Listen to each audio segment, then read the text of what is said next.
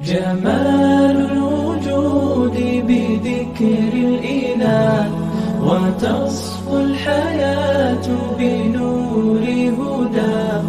جمال الوجود بذكر الإله وتصفو الحياة بنور هداه. وتطلب نفس له طاعة ويبلغ سعد إلى منتهى. فؤاد شغوف إلى ربه. السلام علیکم ورحمۃ اللہ وبرکاتہ. نحمدہ ونصلی علی رسولہ الکریم. اما بعد. میں ہوں یامین ملک اور آپ دیکھ رہے ہیں میرا یوٹیوب چینل فہم و عمل. چینل کو سبسکرائب، لائک اور شیئر بھی کریں اور بیل آئیکن کا بٹن بھی دبا دیں. اس سے پہلے ہم نے اعوذ باللہ کا لفظ مطلب اس کے روٹ ورڈ یعنی مادہ کے حوالے سے سیکھا تھا. آج ہم جو بقیہ 3 لفظ ہیں من الشیطان الرجیم، ان کا بھی لفظ ترجمہ روٹ ورڈ یعنی مادہ کے حوالے سے سیکھنے کی کوشش کریں گے. وہ پہلا لفظ ہے من کا مطلب ہے سے، اور دوسرا جو لفظ ہے وہ ہے الشیطان. الشیطان کا جو روٹ ورڈ ہے، جو مادہ ہے، جو اصل لفظ ہے وہ ہے شین تا نون، شطر. شطر کا مطلب ہوتا ہے لمبائی کی نسبت سے ہر وہ شے جو بہت دور ہو. بنیادی طور پہ اس میں دوری کا معنی پایا جاتا ہے، نا امیدی کا، مایوسی کا.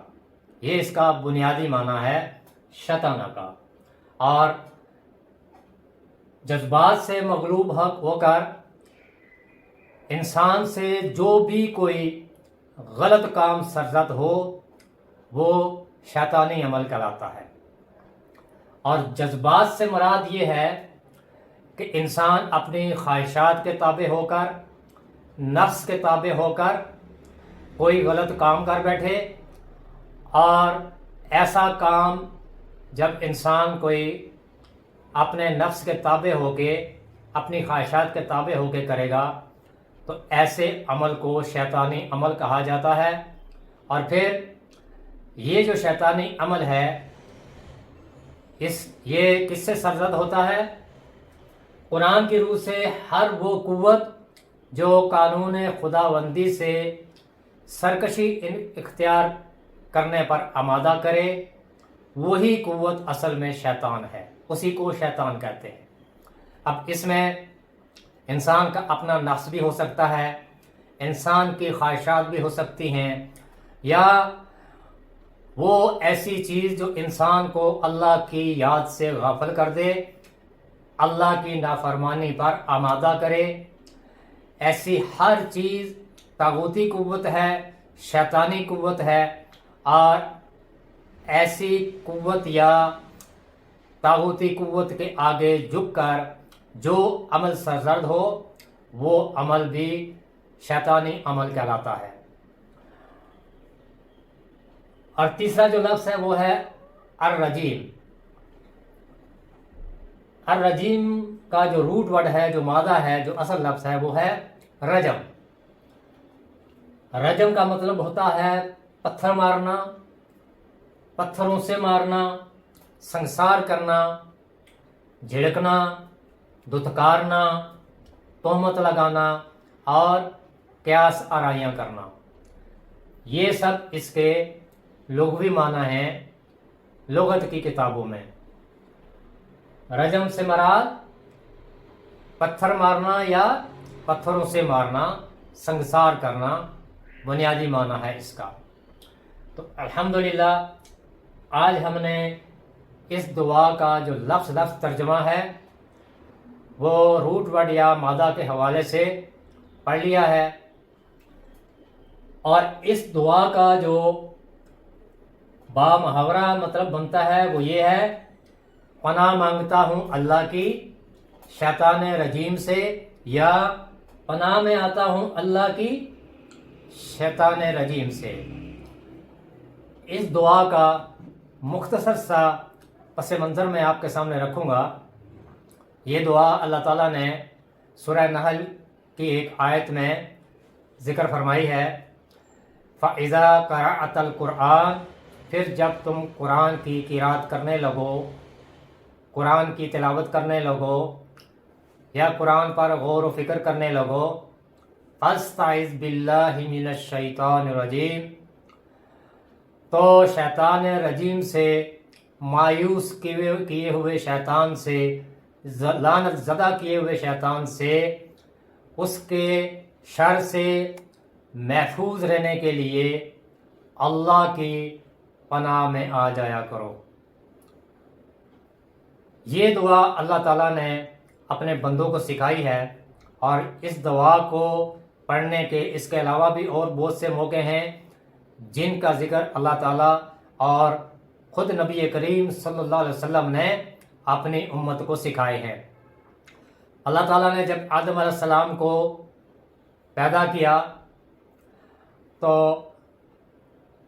اللہ تعالیٰ نے آدم علیہ السلام میں اپنی طرف سے روح پھونکی اور فرشتوں کو حکم دیا کہ آدم کو سجدہ کرو، تو تمام فرشتوں نے آدم علیہ السلام کو سجدہ کیا، لیکن ابلیس نے انکار کیا، اور ابلیس کی انکار کی وجہ یہ تھی، حالانکہ یہ حکم ابلیس کو نہیں تھا، لیکن چونکہ ابلیس اس سے پہلے عبادت گزار تھا اور فرشتوں کے ساتھ ساتھ رہتا تھا، فرشتوں کے قریب رہتا تھا، تو وہ بھی اس حکم میں شامل تھا، لیکن اس نے انکار کیا، اور اس کے انکار کی وجہ یہ تھی کہ اس کے اندر انا تھی، ضد تھی، ہٹ درمی تھی، انکار تھا، اسی وجہ سے اس نے اللہ تعالیٰ کے اس حکم سے روگردانی کی اور وہ حکم نہیں مانا، انکار کر دیا۔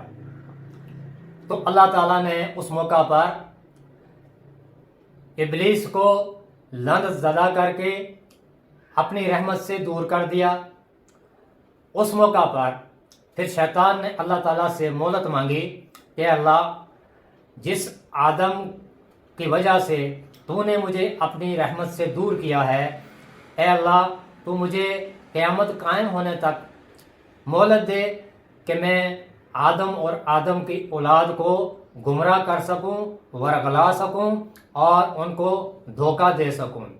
تو اس موقع پر اللہ تعالیٰ نے یہ فرمایا تھا کہ جو میرے بندے ہوں گے ان پر تیرا کوئی زور نہیں چلے گا، لیکن جو تیری پیروی کریں گے، جو تیرے پیچھے چلیں گے، جو انکار کرنے والے ہوں گے، جو نافرمانی کرنے والے ہوں گے، ان کو اور تجھے بھی سب کو جہنم میں ڈال دوں گا اور جہنم کو بھر دوں گا۔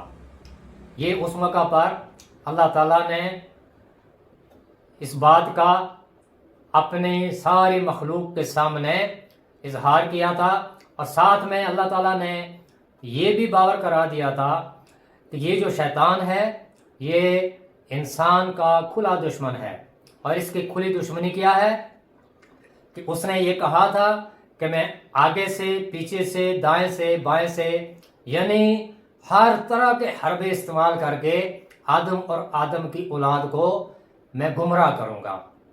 تو یہ جو دعا ہے، چونکہ جب انسان قرآن کی طرف آتا ہے، دین کی طرف آتا ہے، قرآن پر غور و فکر کرتا ہے اور اس میں تدبر کرتا ہے یا نیکی کے کام کرتا ہے، بھلائی کے کام کرتا ہے، تو یہ بات شیطان پر ناگوار گزرتی ہے۔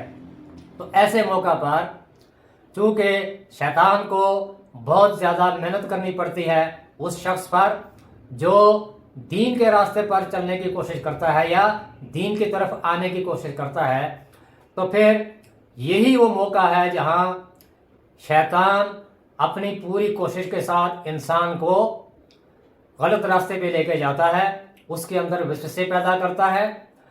چونکہ یہ جو قرآن ہے یہ کتاب ہدایت ہے، اللہ تعالیٰ نے یہ قرآن نبی کریم صلی اللہ علیہ وسلم کے دل پر اتارا، اور اس قرآن کا مقصد کیا ہے؟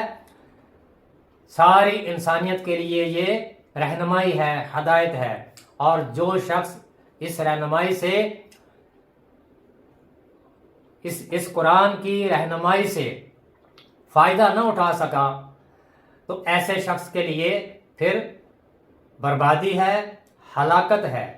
تو ایسے موقع پر جب قرآن کی تلاوت کی جائے تو پھر اللہ تعالیٰ کی پناہ میں آ جانا چاہیے، کیونکہ سب سے محفوظ پناہ گاہ اللہ تعالیٰ کی ذات ہے۔